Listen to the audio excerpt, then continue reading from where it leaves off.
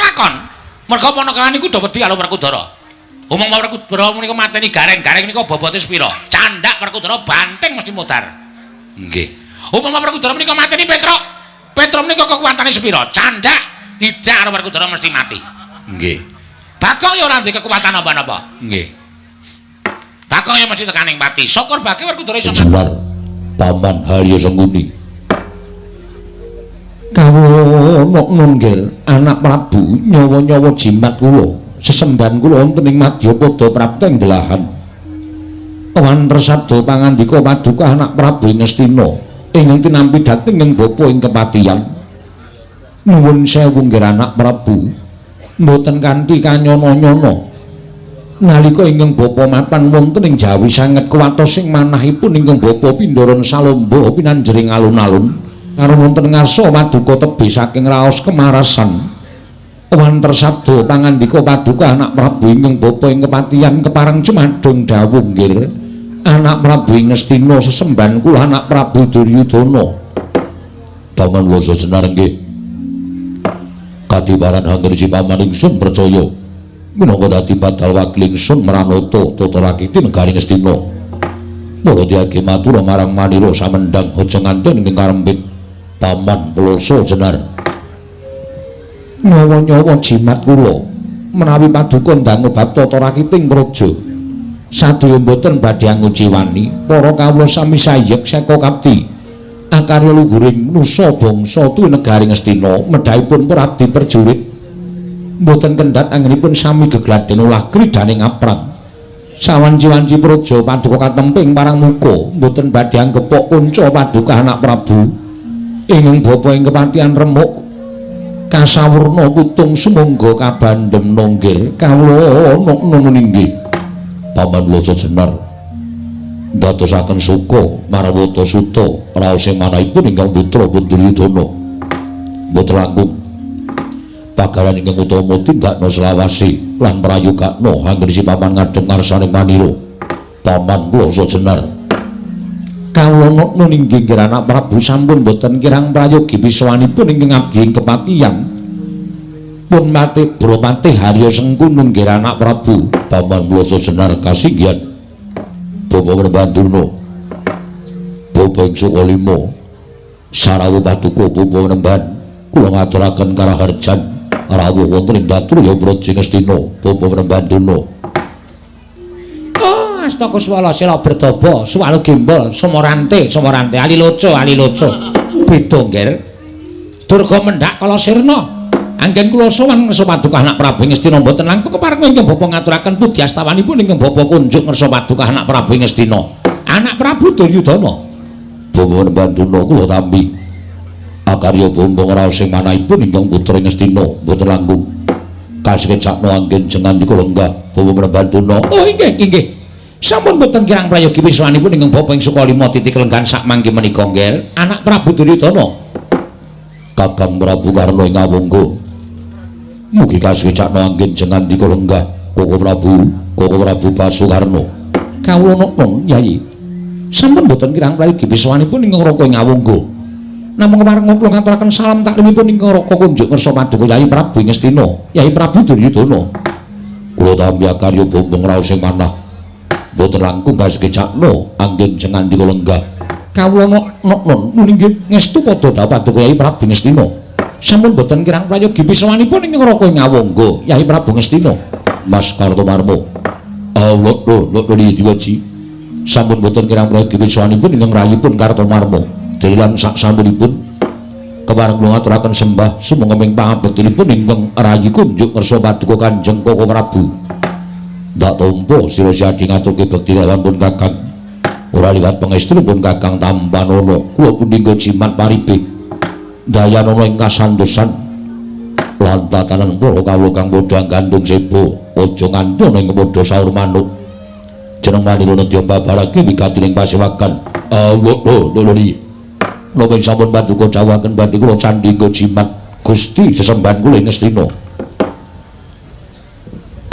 Paman Harya Sengkuni kula wonten timbalane ngadhawuh nggih anak Prabu Bawadurna wonten dawuh nggih Kakang Prabu Karna ing Awangga wonten timbalan Yayi sewu-sewu kalapatanipun ingkang ngerayi tadah Wadana Kala Prabu Karna dene dinten samangke ingkang putra Ngastina pun Duryudana ngawontenaken pasewakan Indana wigati tumrap gesang kula anggen kula gesang wonten ing negari Ngastina lan minangka dados nalindranipun para kawula sak negari Ngastina. Namung sadèrèngipun kula hamba barakem menapa ta wigati sing pasewakan mboten lega raos ing manah kula menawi dereng wonten wiyosing pangandika para sepuh anggenipun paring samudra pangaksami dhateng ingkang rayi utawi ingkang putra Ngastina. Dene dinten samangke kula ngawontenaken pasewakan ingkang beneh kalahatat ingkang sampun paman plasa jenar. Nyawa-nyawa jimat kula nggih sesemban kula anak Prabu Ngastina. Nuwun sewu. Ngamuti bilih ingkang paman menika gesang ngiyup sandhap pada paduka anak Prabu. Mila sampun ngantos sak mangke wonten raos nggorunggi saklebeting penggalih. Mboten wonten ingkang gumana musik salebeting manahipun ingkang ngabdi kepatihan kejawi amung nyadong timbalan paduka anak Prabu Ngastina.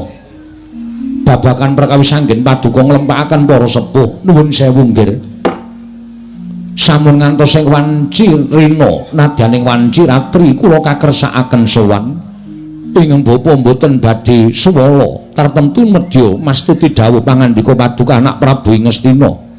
Malah sak mangke kepareng hamba barana ingkang sejati menawa ingkang dados pirembagan madyaning pasewakan ingkang bapa ing kepatihan redya ngangrungaken jangga nelingaken karna mastuti sabda tama paduka anak Prabu Ngastina nggih anak Prabu Duryudana semanten ugi ingkang bapa ing Sukalima nggih ing mangajab kados kula jangkah-jangkao enggal prapteng ingkang kajangka inggih menika Datraya negari Ngastina. Samangke gandeng kang bapa sampun keparang sowan wonten ing Datraya Praja Ngastina. Mboten wonten ingkang kula antu-antu kejawi namung sabda pangandika paduka anak Prabu Ngastina.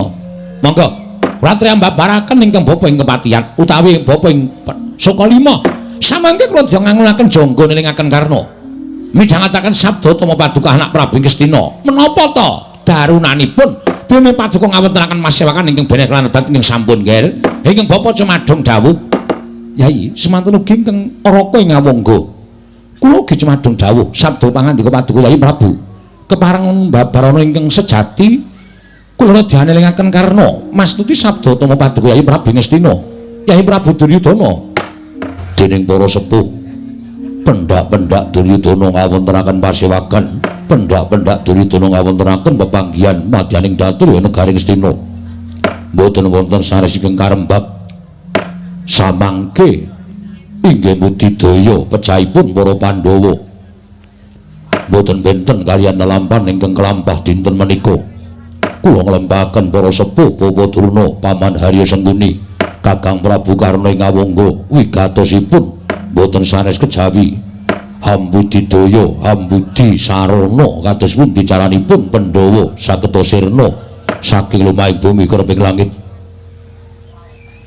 menika ingkang kula jangkah nadyan sami mestani Pandhawa menika tasih kulit daging adaging kaliyan pun Duryudana menika tasih sederek kula piyambak nanging pangraos kula anggen kula dados nalindra wonten negari Ngastina menika mboten badhe ayem kula mboten badhe tentrem miwah kula mboten badhe jenak tuwin ngraosaken kepenak menawi Pandhawa tasih cetha pocapanipun Pandhawa tasih saged nyawang dhateng gelaring jagat miwahe seming rembulan ingkang kula dama-dama ingkang tansah gumana musik rinten panteraning dalu boten sanes kejawi namung benjang menapa kula nyumurupi Pandhawa menika sirna saking lumahing bumi kreping langit lampan mekaten menika sampun boten badhe kula tutupi malih sedaya sampun sami mangertosi para nayaka Punggawa mandhapipun para kawula bilih Duryudana menika nggadahi raos gedhing keburu sengit dhateng para Pandhawa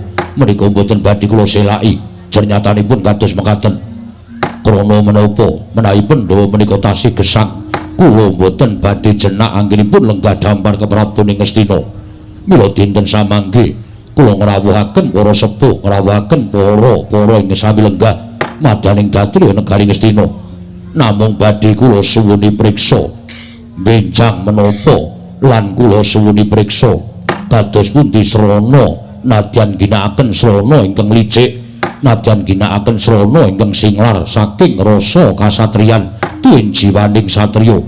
Menika boten dados sabab menawi kedah ginakaken srana nyuduk saka mburi. Menika ugi kula mathuk tuwin gathuk waton setunggal kemawon ingkang tansah kula ajab. Mboten iki Pandhawa tekaning pati. Mboten babakan perkawis anggen kula nedya mejahi para Pandhawa, kula kunjungaken Sapaduka Kyai Prabu menika mboten. Tuwin kula mboten manggihaken satunggiling srana anggenipun kula ngaturaken srana menapa supados Pandhawa menika saged pejah menika ugi mboten. Namung anggen kula majeng Sapaduka Kyai Prabu menika estripun badhe ngaturaken gela raosing manah kula. Gela kados pundi? Yayi. Kula menika deku-deku wonten negaring Astina, pendak-pendak katimbalan sowan kula menika netepi dhateng darmanipun anggen kula menika ngeyop dhateng Paduka Kyai Prabu Astina. Tuwin kula menika ngrumaosi bilih kula menika pinaringan pangkat senopati wonten negaring Astina. Nggih. Ngantos kawiyos ucapipun Karna ingkang awis piyambak bilih pejagesangipun Narpati Basukarna menika badhe kula udhokaken kinarya cagak tuwakipun Paduka Kyai Prabu anggenipun dados nalindra wonten negaring Astina. Menika kula sampun mangertos emanipun dinten sakmangke kula menika gelo. Liripun Paduka Kakang Prabu Karna gelo sababipun menapa? Yayi, kula nuwun pamunten. Kula nyuwun mriksa pedamelanipun senopati menika menapa?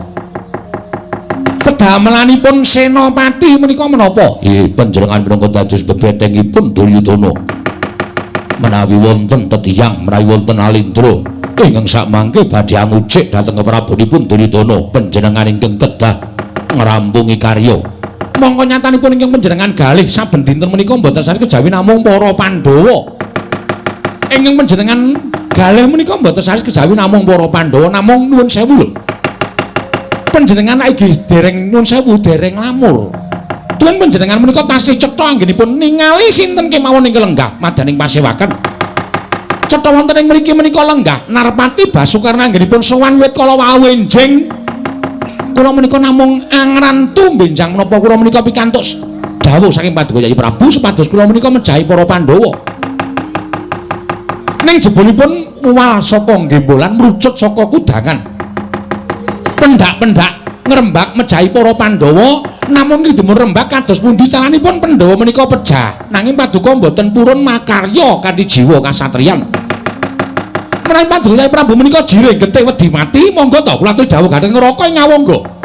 Kula aturi dawuh dhateng neraka ing Ngawangga, kula sagah nyangking mestakanipun para Pandhawa nadyan pinaringan wekdal setunggal dinten. Menawi Karna menika mboten saged magas janganipun Pandhawa gangsal cacahipun. Aluwung kula mboten madheg senopati tuwin aluwung kula menika dipun copot kelenggan kula menika dados senopati negaring Astina. Namung emanipun. Nggih. Panjenengan menika nalindra kalukeng rajagan ngantos keberbeken dhateng kumandhangipun Prabu Duryudana. Nalindra Sugebanda, Sugebandu, Sugebanda tegese Sugebrana Picis. Sugebandu panjenengan menika nalindra ingkang Ababala Raja. Nalindra ingkang miris satemah maras sabab bakal nyumurupi muncrating marus. Kula lingsem. Jebul pinanggihipun slaminipun menika Karna menika sowan utawi Karna menika ngeyop dhateng setunggiling nalindra ingkang jiring getih wedi mati.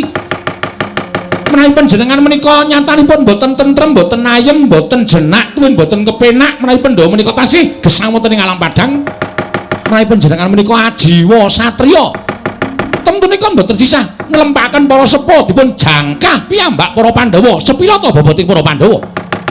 Menawi panjenengan menika jireh, menawi panjenengan mboten wanteng kan para Pandhawa, kula aturi dawuh dhateng neraka Ngawangga supados kula magas janganipun para Pandhawa menika kula sagah ning aja nggunakake cara sing licik. Panjenengan menika piyai kakung lho Yayi.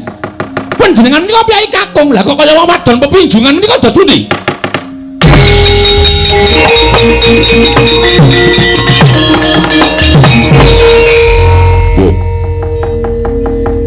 Sedaya atur sampeyan wis kula tampa. Napa sing mangkandhake niku ming waton ngucap ning tanpa nganggo pitung. Liripun kados pundi? Pandhawa menika digdaya. Kula akoni nadyan Kurawa menika satus gedhabyah ning yen ditanding karo Pandhawa 5 cacahe ora ana sing monggo mulya. Kula niku isih genep nalar kula menika iso genep panca indriya kula. Kula iso metung, kula iso gelar, kula iso gulung. Yen kula dhewe sing jangkah para Pandhawa tan wurunga Duryudana bali teng negara Sina dadi bathang. Jebul pinanggipun sampeyan ling ngendika kaya ngono niku janjane kula ngerti lereke. Sapa to Narpati Basukarna menika tunggal wadah kalian para Pandhawa. Sampeyan ngojok-ojoki karo Duryudana supaya kula dhewe sing mangkat mateni para Pandhawa. Pamrih sampeyan kula ngerti. Pamrih sampeyan kula wis iso gagapi supaya Duryudana ndang mutar. Nek Duryudana mutar sampeyan syukuran sak negara Ngawangga. Nggih napa mboten? Nyiram mawi tirtaning kesabaran.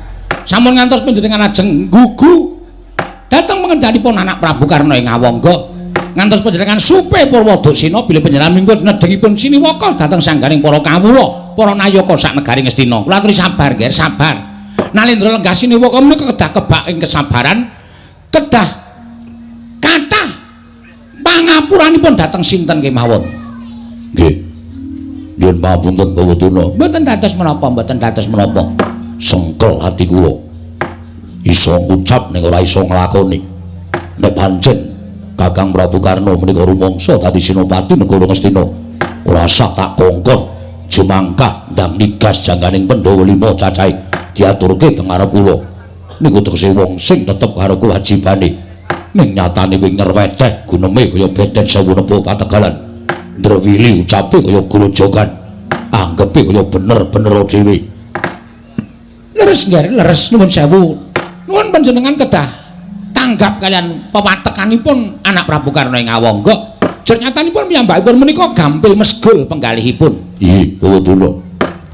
Samangke sareng kula pitang-pitang jebul namung wonten piyantun kalih ingkang sanyatanipun lahir batin kalian pun Duryudana. Setunggal Paman Haryo Sengkuni angka kalih Bapa Durna.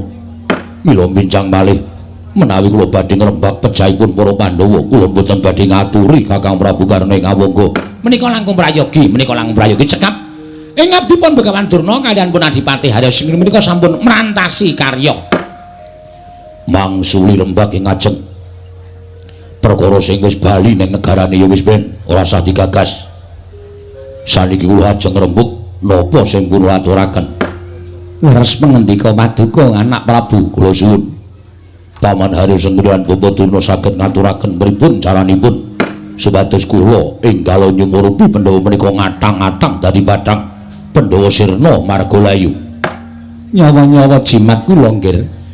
Menawi Paduka dangu babakan perkawis menika, kula nuwun sewu, kula nggadahi atur perkawis leres lan boten kula sumanggaken dhateng anak Prabu Ngastina. Paman darbi atur menapa? Pandhawa menika kekiyatanipun namung wonten satriya kalih, inggih menika pun Werkudara kaliyan Janaka.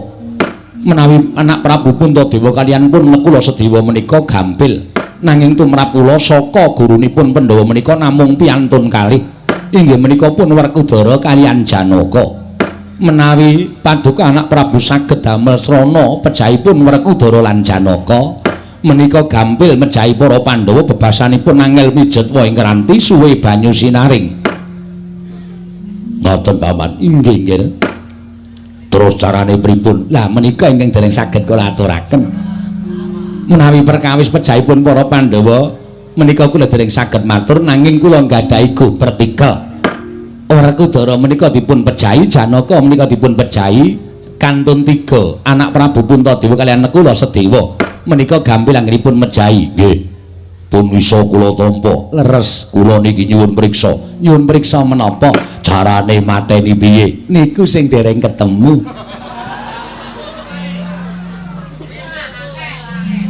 Lajeng Dik Patih dolope pirang-pirang lho Dik Patih. Mbuh wong endi kuwi ora rombongan barang dolopi. Lajeng caranipun Paman kados pundi? Nuwun sewu, ingkang ngertos dhateng pengapesanipun para Pandhawa menika inggih menika pun Kakang Durna. Lho. Nuwun sewu Dik Patih kok mang lemparke teng kula.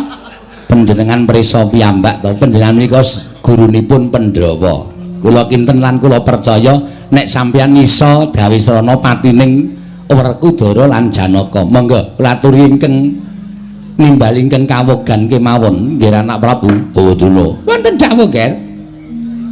Kados pundi srararipun supados Werkudara kalian Janaka samangke saged pejah.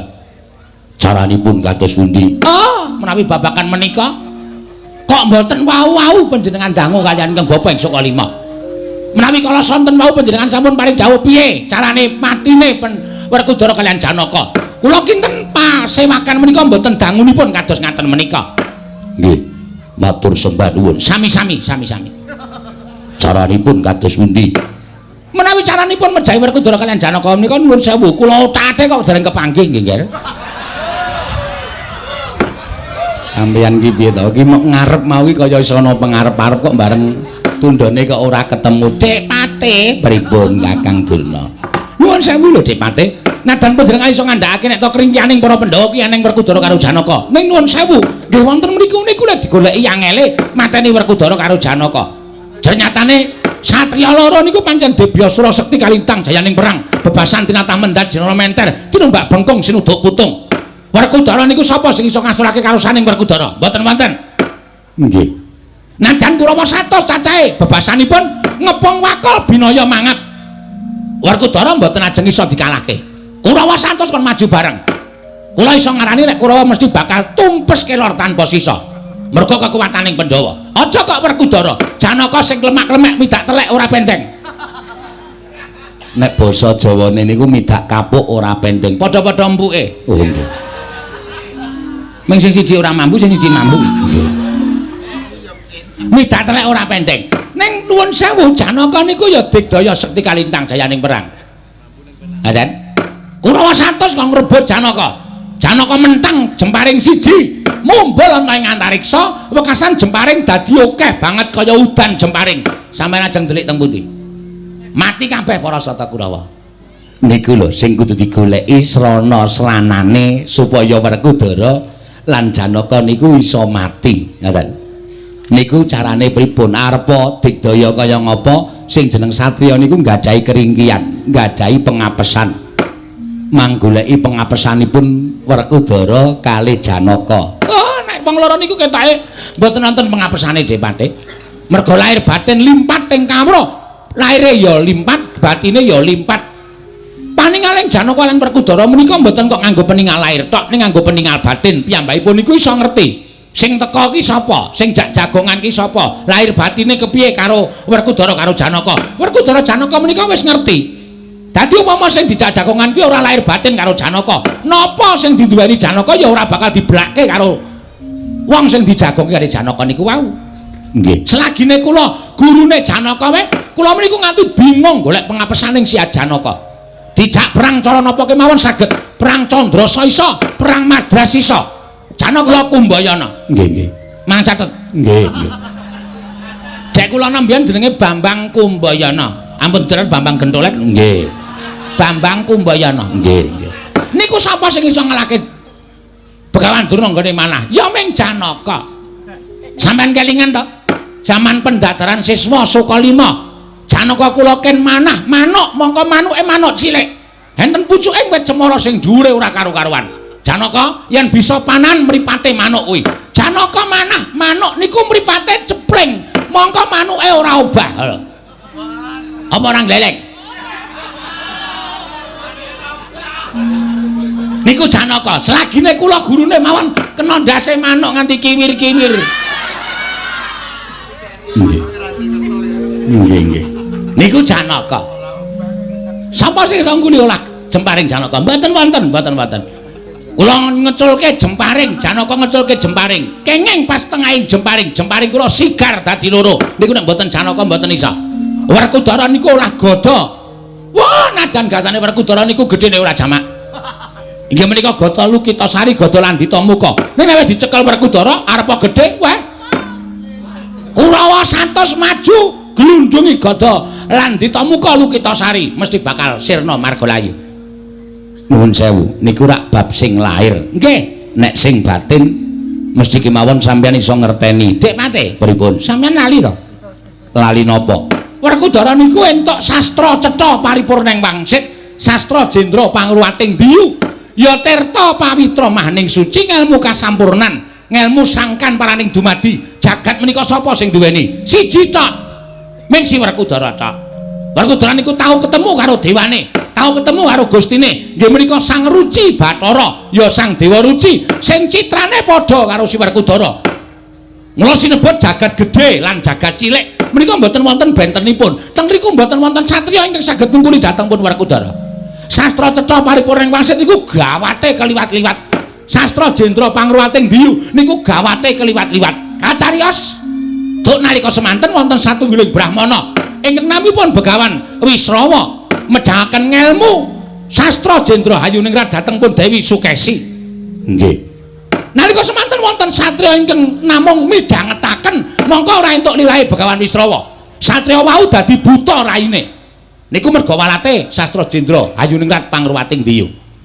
ngoten nggih Kakang nggih mula Werkudara niku batine ya sentosa Janaka batine ya luwih ampuh Janaka tau tate dadi Begawan Ciptaning ya cipta wening ing guwa Witaraga peparab Begawan Mintaraga lho niki ampun kleru nggih guwa Witaraga peparab Begawan Mintaraga ya Begawan Ciptaning kayangan geger merga Janaka tapa nduk nalika semanten nggih digodha widodari 7 monggo widodari panjenengan ngerti dhewe to widodari niku kaya ngapa ayune ngungkuli satuse ayune wong alam donya widodari 7 mudhun ning ngareping Begawan Ciptaning ana sing gletak ning pangkone ana sing ngrangkul saka mburi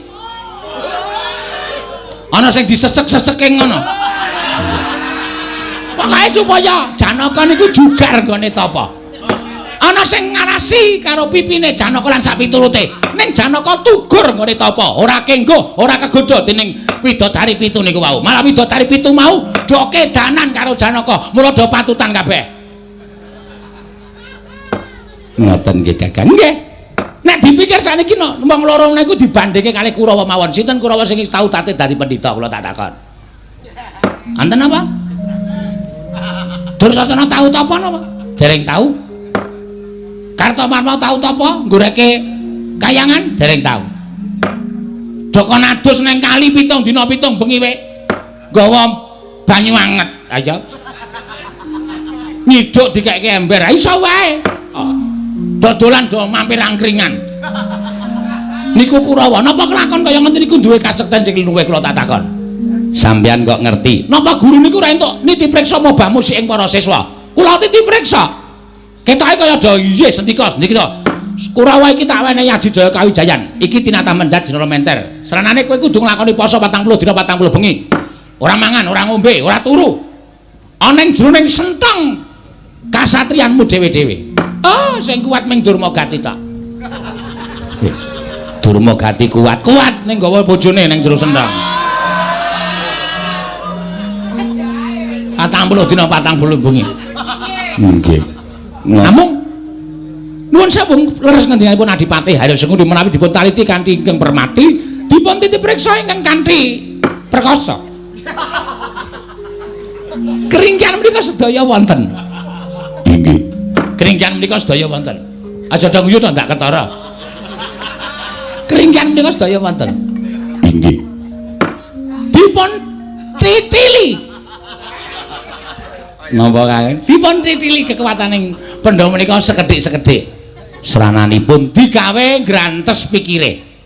Digawe grantes pikire. Nggih, wong niku nek grantes pikire arep wong sentosa kaya ngapa? Keringkiane mesti bakal ketok. Oh, ngoten. Nggih, keringkiane mesti bakal ketok. Mula Werkudara Janaka menika arep digdaya kliwat ukur tanpa ana duwe keringkian ning nek digawe atine kuwi grantes, keringkiane mesti bakal ketok. Terus carane gawe grantes Werkudara kali Janaka pripun Kakang? Dicolong katresnane. Katresnane Janaka kali Werkudara niku napa kudu dipejahi sik bojone? Mboten, mboten. Mboten. Janaka niku mboten patiya tresna karo Sembadra. Oh. Kali Sri Kandi nggih mboten tresna. Ketarane Janaka niku temudi-mudi mesti rabi. Oh. Dadi mboten bage Janaka niku tresna kalih para Sembadra lan para Sri Kandi. Napa Werkudara ya kudu dipateni garwane Werkudara telu cacahe. Inggih menika Nagagini Arimbi urang ayu. Ampun, ampun. Menika Werkudara ya ora pae tresna karo bojo-bojone nyatane ra tau dadi parani. Nggih. Ngoten nggih. Nggih. Lah terus katresnane Pandhawa niku kali sinten? Katresnane Pandhawa niku mung kali karo Kakari kok. Alon-alon. Ajeng watuk Dik Pati. Nggih. Nggih watuk sik. Nggih. Katresnane Pandhawa niku kali sinten? Katresnane Pandhawa niku kali Panakawan. Oh, Panakawan. Panakawan inggih menika Semar, Gareng, Petruk lan Semar. Bagong. Nggih. Nek ngonten kedadipun singkirke Panakawan. Nek Janaka kolangan Panakawan menika piyambakipun mesti grantes. Panjenengan tau tate kemutan. Duk jaman lakon Semar Lara. Nggih. Wonten ing crita Wahyu Kamulyan. Nggih. Semar nalika semanten nandhang lara, Janaka le nangisi 7 dina 7 bengi, ora gelem bali teng Madukara. Ngrungkepi kaliyan Semar Badranaya, merga Semar nalika semanten lara. Ateges katresnane Janaka niku mung karo Semar Badranaya. Oh, ngoten. Ning mateni Semar ya angel meneh. Nggih. Dan rumangsa kula kok mboten ketemu to Pati. Ning ngoten mawon. Semar angel dipanteni kudu dititili. Wela. Dititili melih. Titili ping 7. Nggih. Carane Semar ya digawe grantes pikire. Semar digawe grantes carane sing dipateni aja Semar. Ning anak-anake Semar. Gareng, Petruk, Bagong pateni. Nek Gareng, Petruk, Bagong pateni, Semar ora duwe kanca teng jagat. Grantes pikire. Semar grantes, Semar lara. Semar lara, Janaka grantes. Semar mati, Janaka lara. Nggih. Janaka lara Werkudara grantes. Janaka mati Werkudara lara. Lho, ra urut ta Dik Pati? Oh, nggih. Iso ceng ngoten nggih. Niku srana sing kudu dilakoni, ngoten. Mengko nek Werkudara wis kelakon lara Puntadewa grantes, Werkudara mati Puntadewa lara. Puntadewa lara, nek Lasdewa grantes, nek Lasdewa lara, terus nek Lasdewa mati sing grantes pun wonten. Pun entek 5 niku. Ning rak wis kelakon mateni para Pandhawa. Lho, nek tumrap kula ngaten menika, Ger. Setuju menapa boten, Ger? Panjenengan midhaket atripun Begawan Dara menika mathok gathok menapa boten? Menawi mathok, mangke kula badhe pados srana Nger. Menawi Janaka mangke grantes tertentu badhe nandhang gerah, menawi sampun nandhang gerah tertentu badhe pecah. Janaka pecah, Werkudara pecah. Puntadewa kaliyan Lasdewa kantun angel mijet wae ngranti. Nggih, Bawa Tuna. Pandhawa pecah, Panakawan pecah, panjenengan dados Nalendra, Hanjayang Bawana mboten wonten ing badhe anggucik kepraban Paduka Anak Prabu Ngastina. Srananipun kados pundi supados sak mangke suwek saged mejahi para Panakawan. Ngaten nggih, ngibaratipun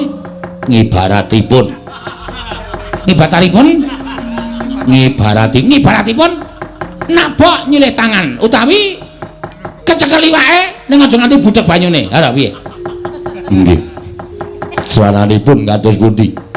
Nabok nyilih tangan menika damel sakit piyai sanes ning nganggo srana wong liya.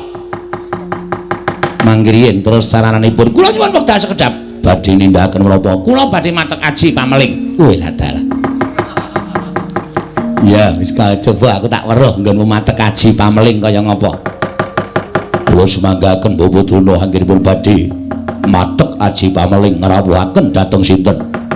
Kula badhe ndhawuhi utawa badhe nimbali sawanipun murid kula ingkang kula tresnani inggih punika Werkudara.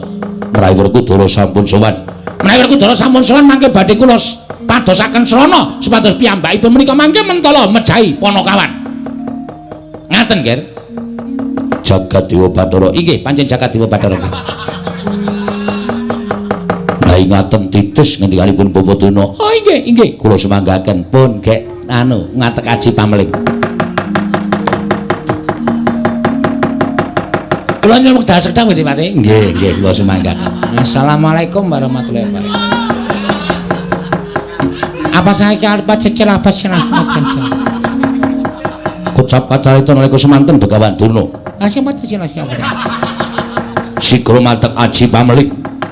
Eling-eling pandhita limpat ing kawruh, pandhita ingkang wis buntas kawruhe. Nimbali ingkang putra niki Sang Werkudara. Sang Werkudara. Aku nampa haji pameling saka Durna ditimbali ening negara Ngastina. Pancen heeh, pancen bener.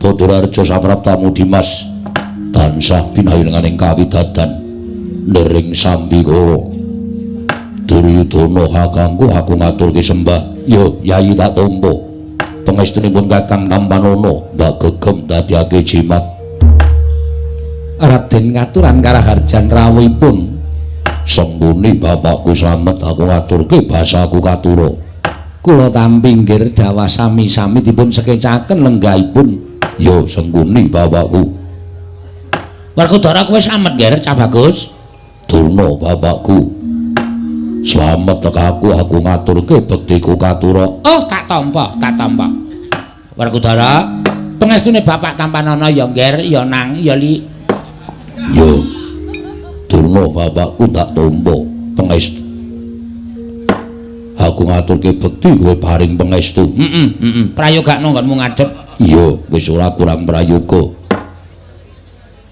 Sira Siadi tinimbalan dening Bapa Kenemban Durna ana ing negara Ngastina mula kang sangka kuwi aku njalui dipalila bakal matur ngersaning Durna bapakku Sira Siadi ndak paringi purba wasesa Durna bapakku Werkudara piye Werkudara piye angin mungkin ndekno sikik ta Werkudara iki ganjeling ngisor bareng wis mak jegluk pun mboten sakuwatir Kakang Durna mboten kuwatir pripun nek pilek ha nggih sik gunungane do ambruk Werkudara tak benake sikik oh ya ora ngerti babar pisan lah kok dadi kahanane kaya ngene iki Kato marmo ki rasa ngurip kipas angin nggih kowe nimbali arwaku pancen bapakmu nimbali karo kowe kuwi katine apa dene kowe nimbali karo Werkudara dingaren dene kowe paring pangandikan lumantar Haji Pameling yen to aku mbok dawuhi sowan ning negara Ngastina oh kandhak blekutu suwalu gembol sumorante ngene iki mau Werkudara kowe tak jarwani yo ngger iki mau jroning Pasewakan Agung sejatine dudu anak Prabu Duryudana ingkang anakake Pasewakan Agung nanging bapakmu Sokalima Durna bapakku merga aku entuk wangsit Werkudara supaya nggonmu entuk sastra cetha paripurning wangsit sastra Jendra Pangruwating Diyu mau bisa komplit sarta iso tok gunake luwih saka dayaning sastra Jendra Hayuningrat ya kuwi ngelmu kasampurnan lan ngelmu sangkan paraning dumadi yo iki aku pinaringan ngelmu dening para dewa lan didhawuhi supaya maringake kowe kinarya jangkep sarta panutuping ngelmu sastra Jendra Pangruwating Diyu ingkang wis maringake marang kowe nggonmu entuk saka Sang Ruci Bathara jenenge apa ya kuwi ngaran ngelmu sastra mulya memayu hayuning bawana ngelmu sastra mulya memayu hayuning bawana kuwi kinarya jangkeping sastra cetha paripurning wangsit ya sastra Jendra Pangruwating Diyu yen kowe iso nggayuh ngelmu wujudipun ngelmu sastra mulya memayu hayuning bawana mau ateges nggonmu entuk ngelmu kasampurnan lan ngelmu sangkan paraning dumadi mau saya komplit dawuhing Jawata ngibarate nadyan kowe kuwi satriya nanging uripmu tanpa beda kaya dene dewa manabda bakal dadi apa sing tok karepake bisa kasembadan lan westra mulya memayu ayuning bawana mbabar kamulyaning jati yo ning jebul ana syarate Werkudara ana syarate apa mula gage kowe paringa dawuh Durna bapakku kelingan nadyan aku kudu ndolek ngelmu ya kuwi sangkan paraning dumadi tak rewangi jegur segara wayaku nglakoni apa meneh syarat sing enteng-enteng aku mesti ora bakal wegah mesti uga bakal saguh nglakoni kowe saguh Werkudara yo aku saguh nek kowe saguh nuwun sewu ngger paring kula badhe majeng sawetawis supados cetha panemipun anak kula pun Werkudara memayu hayuning bawana mbabar kamulyaning jati syarate apa Durna bapakku gage paringa dawuh ora genep rasane yen nulung iso nggayuh sastra mulya memayu hayuning bawana yen kowe krasa kaya mengkono tegese kowe wis darbe niat bakal nggayuh ya kuwi sastra mulya pemayu ayuning bawana mbabar kamulyaning jati. Yo. Yen pancen kowe niat tenan, yen pancen kowe wis nekat tenan bakal nggayuh. Apa kira-kira kowe sago ngaturake sarasranane? Awu sagu. Aja maneh mbok kon mlaku sing adoh munggah gunung tak sagui, jegur segara tak sagui. Upama syarate dudu kuwi ya sago. Yo sagu. Upama syarate kudu nglilakake katresnanmu kowe sago. Tumrap Werkudara katresnan kuwi kadang kala pacoban ingkang abot dhewe. Nanging sapa ingkang ikhlas karo katresnan kanugrahan bakal cinandak kanugrahan bakal iso digayuh. Contone duk nalika anakku Gatot arep ditadekke jago eneng kayangan. Arimbi nalika semono nggondheli merga tresnane karo anak. Barep kakangku paring dawuh yen to tresna ingkang dadi jalaran Gatotkaca ora entuk dadi jago ning kayangan mau bakal nutup kanugrahan sing ditampa dening Gatot. Mula nalika Arimbi negake marang katresnan ikhlas anake didadekke jagoning dewa ning kayangan. Gatotkaca saiki dadi bocah pepethinganing para satriya, dadi bocah sing pancen iso mikul dhuwur mendem jero karo wong tuwa. Mula tumrap Werkudara bab sing abot dhewe ning jagat kuwi mung perkara katresnan.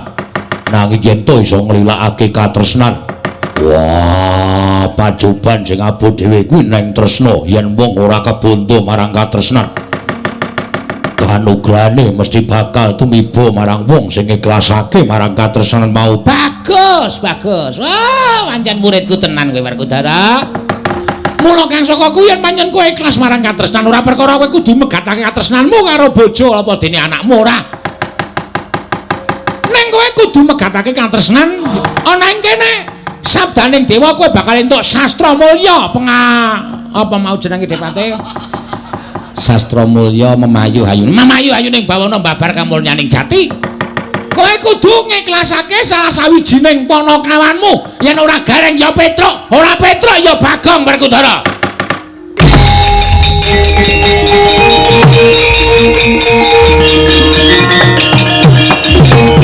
Dening tresnamu marang panakawanmu, jebul tinemune nggondheli karo rasamu Werkudara. Ora bakal nggondheli karo rasaku. Mung saya aku tak takon karo kowe. Takono. Apa ya kudu panakawan telu mau sing kudu tak pateni? Iki kabeh dawuhing dewa manut lenging ciptamu. Manut lenging rasamu. Nek rasamu kepengin mateni Gareng ya Gareng patenono. Nek rasamu kepengin mateni Petruk, Petruk patenono. Nek kepengin mateni Bagong, Bagong patenono. Mong ora dikeparengake kabeh telu kudu mbaka siji. Kudu mbaka siji. Sapa sik sing bakal dadi banten sarana tumurning ilmu sastra mulya pangarep-areping bawana? Nyebut wae kleru. Mbabaran mijil kakung. Babar kamulyaning jati. Wis gage. Nek kowe sago mangkat to, nek ora sago ya wis ilmu mengo ben mapan ning Sukalima. Kawenake wong-wong sing sago mateni panakawan. Upama sing sago mateni panakawan kuwi Janaka, ya Janaka sing bakal entuk ilmu sastra mulya memayu ayuning bawana mbabar kamulyaning jati. Ning yen kowe ingkang sago ya kowe ingkang bakal entuk wayu. Jaluk.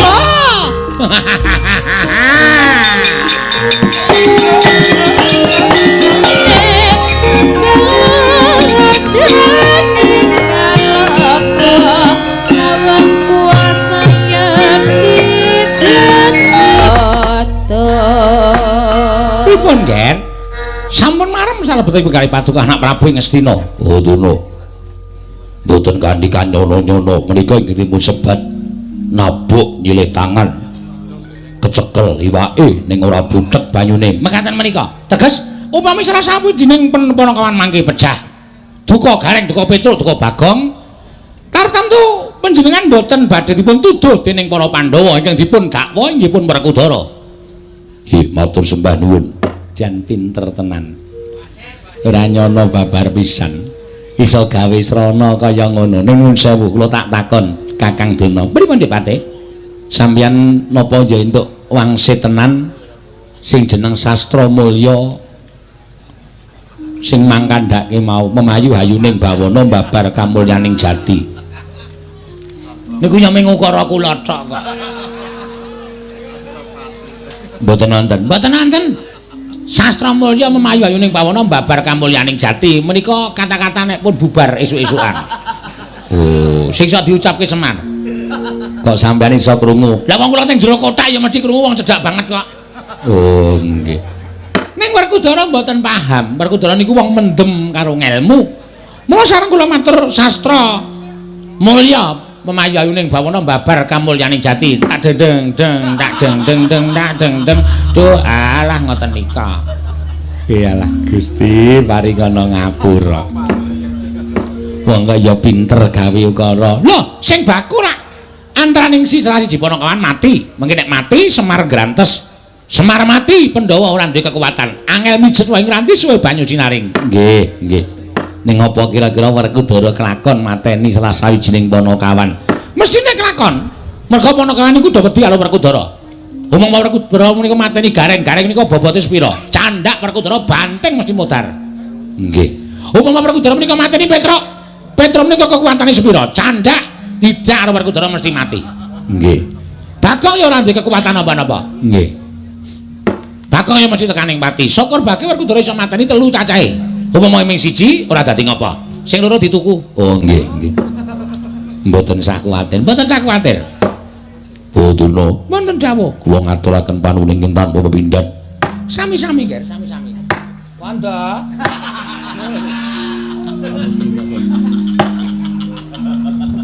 Wanda sapa? Kula menika kok isih kelingan japa mantra Aji Pameling. Oh. Dadi kula mboten iso ilang saka ati kula Depati. Nggih, nggih.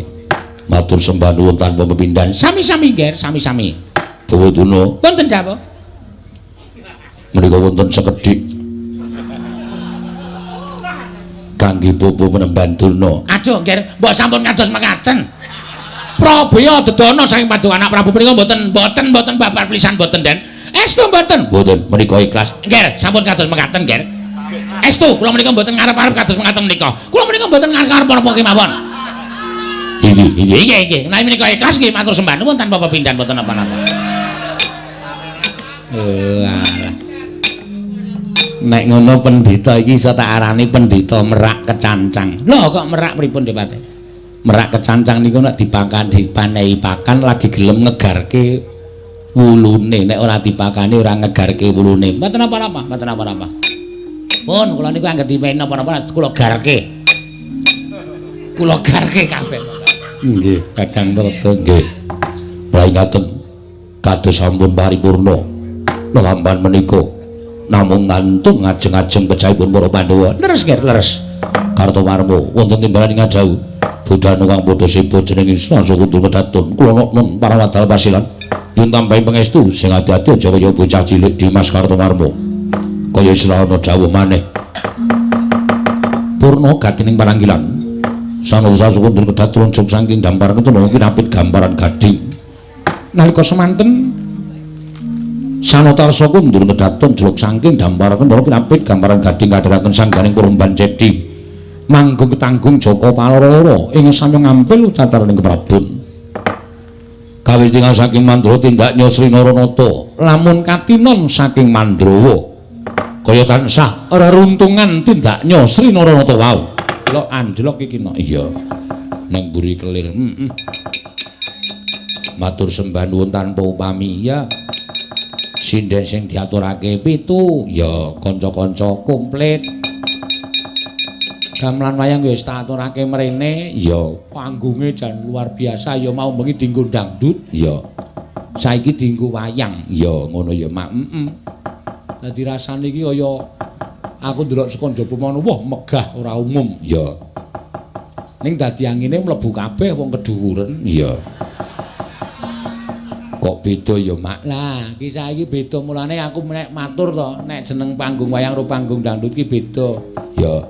Nek panggung wayang iki apike ya panggung biasa kae. Panggunge 12 kali 10 meter, tendane 16 kali 14 meter. Kuwi nek udan aman. Tur ora bakal klebon angin gedhe. Ya.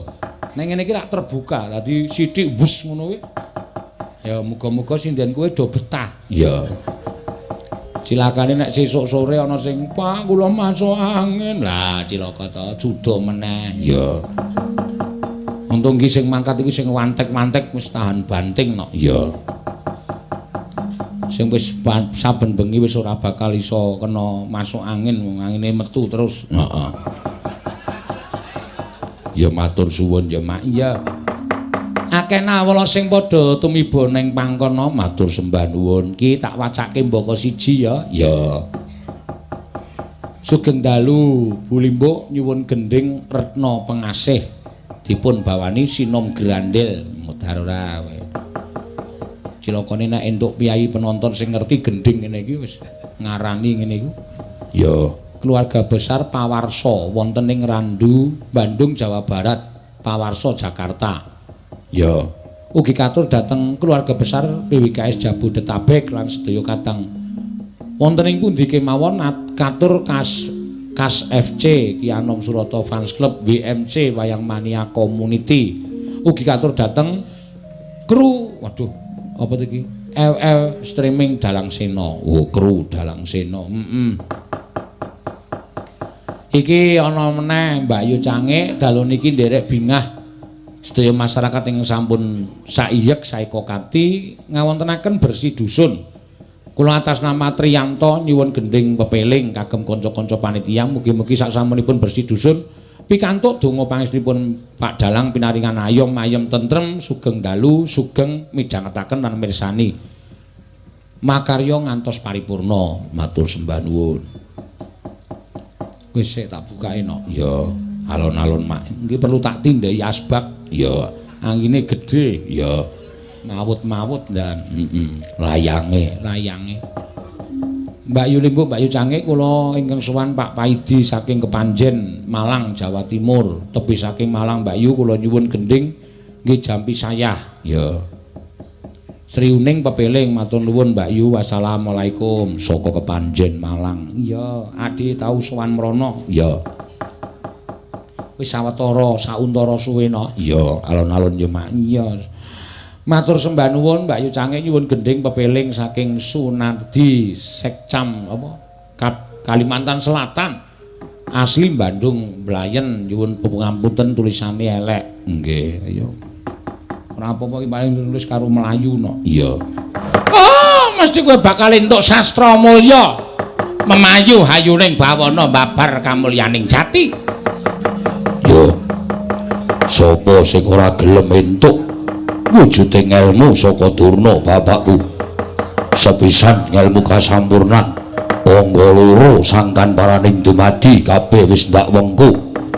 Mung karo minangka ganepe ya kuwi sastra mulya.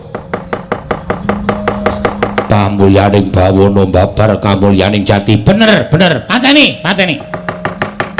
Kuwandane salah sawijining panakawan tok gawane negara Ngastina. Nek wis tak aturake marang aku mengko aku bakal muja sesaji supaya kuwandaning salah sawijining panakawan mengko ditampa dening panguwasaning dewa. Yen dewa wis nampa kuwandaning salah sawijining panakawan mengko kowe bakal entuk liru wujuding ilmu sastra mulya. Memayu hayuning bawana babar kamulyaning jati. Kira-kira sapa sing arep jujuk dhisik? Apa Gareng, apa Bagong? Yen tumrap aku lho.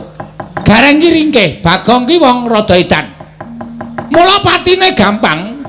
Anak Semar sing digdaya sing duwe kekuatan ki mung Petruk. Mula Petruk dhisikna. Mengko nek wis Petruk tok dhisikake nala Gareng karo Bagong mingkari gampang. Yo. Sagu. Ora sagu sapa apa. Upama Petruk mati. Wah, kuwi mung jejering panakawan, mung jejering abdi. Pandhawa ora bakal kelangan apa-apa. Mangkat, Werkudara mangkat. Tak tunggu nang Ngastina. Yo, dalu pengis. Ing Ciptarsa nyuwun priksa bayana parigawe apa? Parandene dangu ingkang garwa ngadhep lenggahing Kelurahan Petruk parandene datan nampi pangandikaning Kelurahan Petruk kantong bolong. Dada gurawalaning kalih Sang Dewi Wrantawati. Sigra ngrukmeng daya. Ning kok mboten sak gedhagan menika to Pakne. Sampeyan kok kaya wong bingung. Pendak-pendak ning kepengin sak pejagong rembug kelawan bali wisma wae mesti disingkur. Ndak tak jejeri mesti terus tindakan sampeyan ki jane kena ngopo Pakne? Nuwun sewu Bapa, menawi ingkang putra pun lengkung menika nandhang kalepatan. Menika lepat kula mapan wonten ing pundi? Menawi kula nandhang dedosan, dosa menapa ing badhe kula sandhang dene kula wantun tumindak dosa kaliyan tiyang sepuh kula, kaliyan Sudarma kula, Bapa. Pakne, mbok ampun ngoten to. Kula aturi paring pangandikan, aja terus meneng wae ngonten niku. Kula niku ya wis kurang apa leladi karo sampeyan jarene nek esuk senengane teh kenthel gulane batu ya wis tak gaweke. Monggo wis dibesutke klobot. Liajar besut wis suwe bareng wis iso besut kok tanpa disenggol. Jarene senengane jangan lombok. Ya wis tak olahke nganggo krupuk urang. Ya wis tak tukokke. Lawuhe tempe garit ya wis tak sediani. Kok mesu kendel wae. Wong aku ya wis goleki nendi-endi kula niku ya wis ngupaya isane entuk ndok asin. Panjenengan menika karmane ndok asin, anggere ora ana ndok asin terus ora gelem dahar. Pakne. Ampun kaya ngoten to. Kula mengke nek nganti nesu kagol kogelan ati kula. Kula lunga saka Karang Tumarites. Kula aturi ngendika Pakne.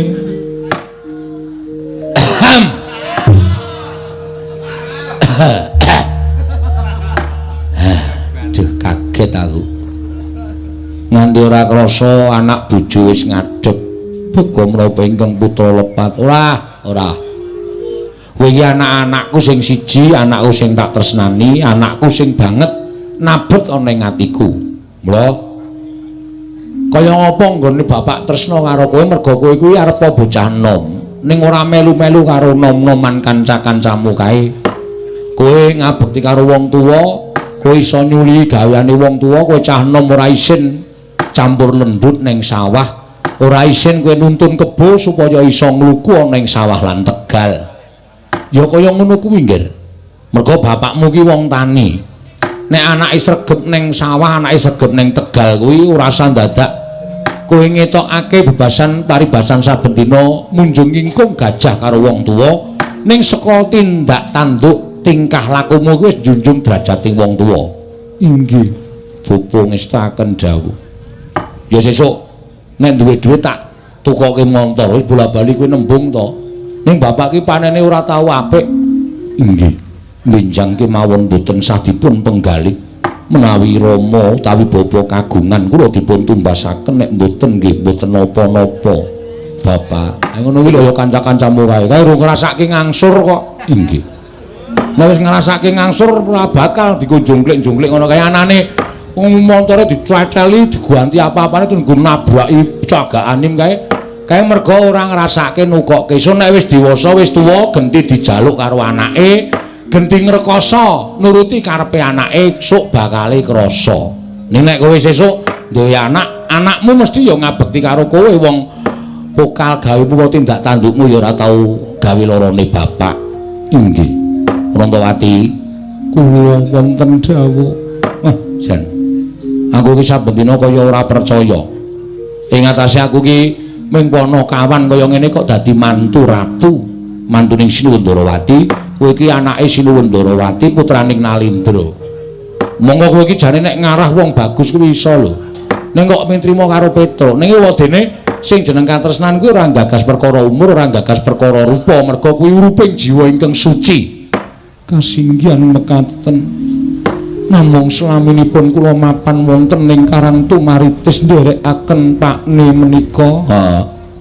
Menika tangga tepalih kathah ingkang sok dolan mriki nek panjenengan sok lunga nglancari karo kowe. Ora usah digagas. Gathot to? Inggih. Ora usah kok gagas, ya panjenengan niate ora apik cah kae. Nah, iki ngene ya Rantawati. Kowe tak jarwani, apa to sababe kok aku meneng wae? Atiku ki giduh. Atiku ki bingung. Mergi menapa? Ming bab sepele nek iki aku ngandhake perkara apa to sebab atiku bingung, mesti ming tok ladaki tegese ming tok ece. Mboten kilogram mboten Pak nikados menapa. Aku ki ngimpi, kok impenku kegawa tekan saiki. Impenipun menapa? Ngomah kene kaya duwe gawe gedhe. Ngomah kene kaya duwe gawe gedhe, tarup genggeng ngendi-endi papan tangga teparo do teka, do rewang, do masak, wis kaya ngono kae. Aku ki bingung. Loh, lah kok omahku kok ana duwe gawe mongko bareng tak sawang ana kursi manten loro. Aku kaget, lho sapa sing arep dadekke manten? Selasa kliwon aku ngimpi kaya ngono. Inggih, jemah kliwon bajure, bajute. Aku ngimpi. Lah kok dumadakan jroning ngimpenku ki sing didandani manten ki Petruk, bojomu. Mongko ujare wong akeh ngandhake ngimpi dadi manten ki bakal cepak patine.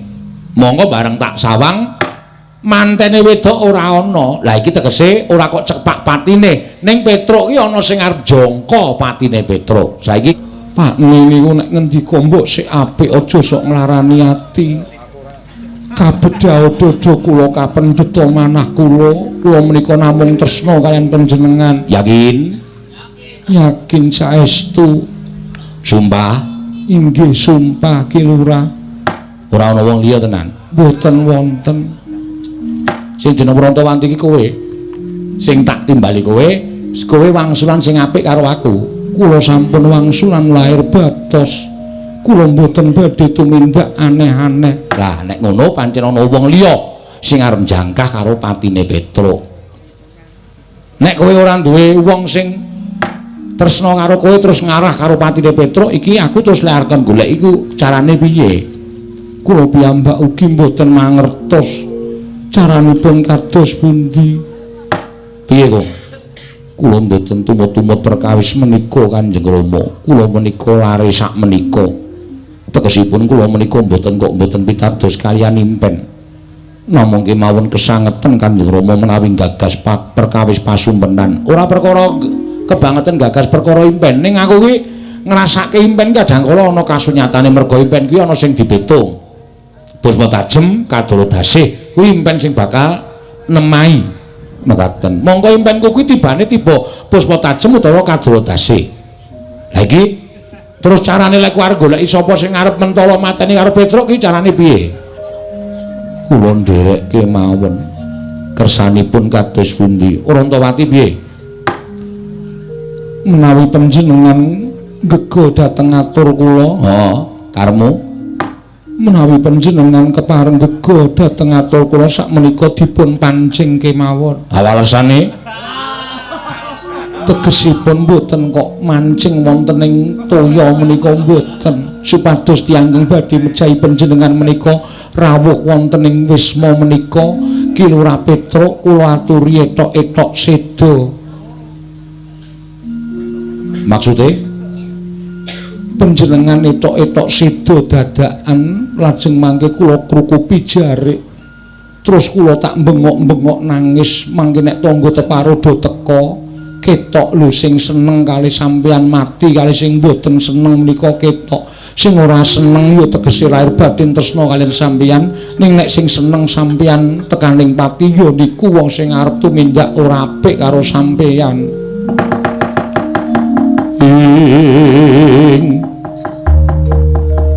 Petruk kan malek-aleko antong bolong isine kosong.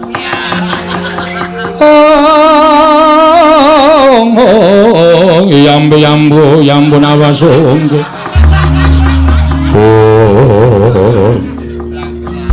Apik idemu apik. Nek ngono kong golekno apa jarik sing ora pati apik inggih. Aku tak nglikar ning amben kene krukupana mengko gek ibumu kon bengok-bengok nangis kowe ya nangis men tangga teparo do teko. Ya tangga teparo sing melu nangis merga kelangan Petruk tegese kuwi tresna karo Petruk nek tangga teparo sing padha ora nangis sajake mesem guyu merga Petruk tekaning pati genah kuwi wong-wong sing argahe patine Petruk. Ingaten kula namung nderek ning kowe ora etok-etoke lembu etok-etok aja nganti ketara lho Rati. Inggih. Yen meru lengkung ya nangis kanca-kancamu dundangi kabeh nek bapakmu mati. Mangke menawi mati saestu cangkeme iki menyethok-ethok. Oh inggih ngestaken jauh. Mboten ngertosaken paranipun nedhengipun lenggan terus kados mekaten kawontenanipun matoban bakne kula mboten saged dipun tilar piyambak.